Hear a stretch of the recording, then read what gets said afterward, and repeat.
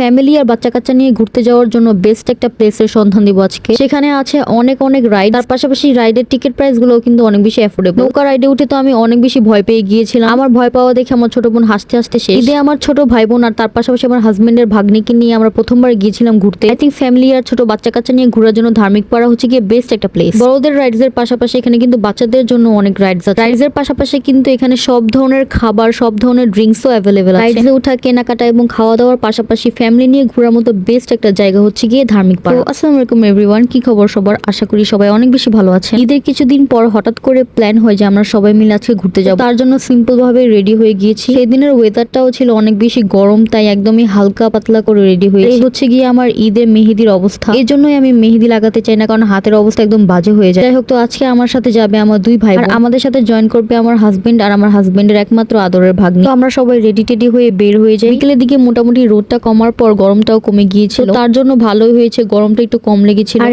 এই নিয়ে ধার্মিক পাড়ায় আমার অনেকবার যাওয়া হয়েছে। আমার কাছে পার্সোনালি ওই জায়গাটা অনেক বেশি ভালো লাগে। যাওয়ার পথে আমাদের সাথে জয়েন করে ফেলে আমার হাজবেন্ড আর হচ্ছে কি জান্নাত। আর এই প্রথমবার জান্নাতকে নিয়ে আমরা ঘুরতে যাচ্ছি। ও তো অনেক বেশি এক্সাইটেড ছিল, আমিও এক্সাইটেড ছিলাম যাওয়ার জন্য। কারণ সত্যি বলতে ধার্মিক পাড়ায় একা একা যাওয়ার থেকে বেশি মানুষ নিয়ে যাওয়ার মজাটাই আলাদা। যেহেতু ওখানে অনেক ধরনের রাইডস আছে, তো বেশি মানুষ নিয়ে গেলেই আসলে ওইখানে মজাটা বেশি হয়। ধার্মিক পাড়া যাওয়ার পথে এই রাস্তাটা আমার কাছে অনেক বেশি ভালো লাগে। অনেক নীরব আর একদম শান্ত একটা পরিবেশ এখানকার। যাই হোক, তো কথা বলতে বলতে আমরা পৌঁছে গিয়েছি ধার্মিক পাড়ায়। গিয়ে দেখি যে এখানে এখন আরো নতুন নতুন অনেক পার্ক হয়েছে। আর ঈদের কারণে এখানে মোটামুটি অনেক রমরমা একটা পরিবেশ ছিল। এখন এখানে আরো অনেক নতুন নতুন পার্কও হচ্ছে। তো আমরা ঘুরে ফিরে দেখে একটা পার্কে ঢুকে পড়ি। আর এই ধার্মিক পাড়ায় এক পাশে হচ্ছে গিয়ে সব পার্ক এবং অপর পাশে সব খাবারের দোকান। আর সেদিন ঈদের কারণে সেখানে অনেক বেশি ভিড় ছিল। বলতে ঈদের মধ্যে ঘুরতে গেলে যদি ভিড় না থাকে তাহলে একদমই ঈদ ঈদ মনেই হয় না। আর রাতের বেলা এই জায়গাটা দেখতে আরো বেশি সুন্দর লাগে, কারণ অনেক সুন্দর লাইটিং করা থাকে এই জায়গাতে। ফার্স্টে ডিসাইড করা হলো যে আমরা সবাই মিলে নৌকা রাইডে উঠবো। আর এই নৌকা রাইডে উঠে যে আমি কত পরিমাণে ভয় পেয়েছি প্রথম।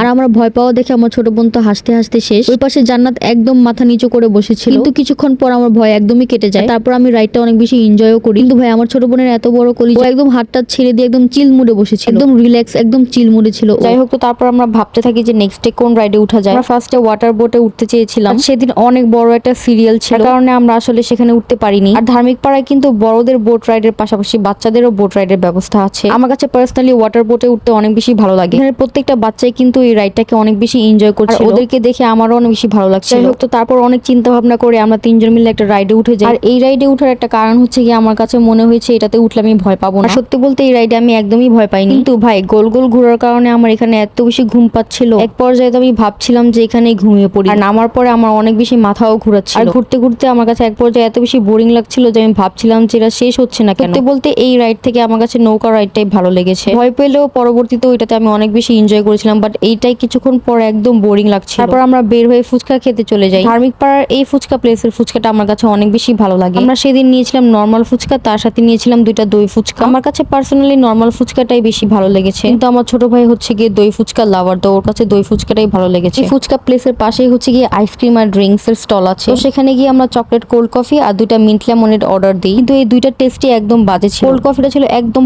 পাতলা একটা কফি, মানে একটুও মজা ছিল না। আর মিন্ট লেমনেড এর কথা কি বলবো ভাই, এত পরিমাণে তিতা ছিল। আমরা পরে অনেক বেশি রিগ্রেট করি, মনে হচ্ছিল যে এগুলো অর্ডার না করে যদি আইসক্রিম অর্ডার করতাম তাহলেও ভালো ছিল। লিটারালি মিন্ট লেমনেডটা একদম তিতা করে ফেলেছিল। যাই হোক, তো আজকের ব্লগটা এই পর্যন্ত। কার কাছে আজকের ব্লগটা কেমন লেগেছে অবশ্যই কিন্তু জানাতে ভুলবেন না। দেখা হবে নেক্সট কোনো ব্লগে, ততক্ষণ পর্যন্ত থ্যাঙ্কস ফর ওয়াচিং।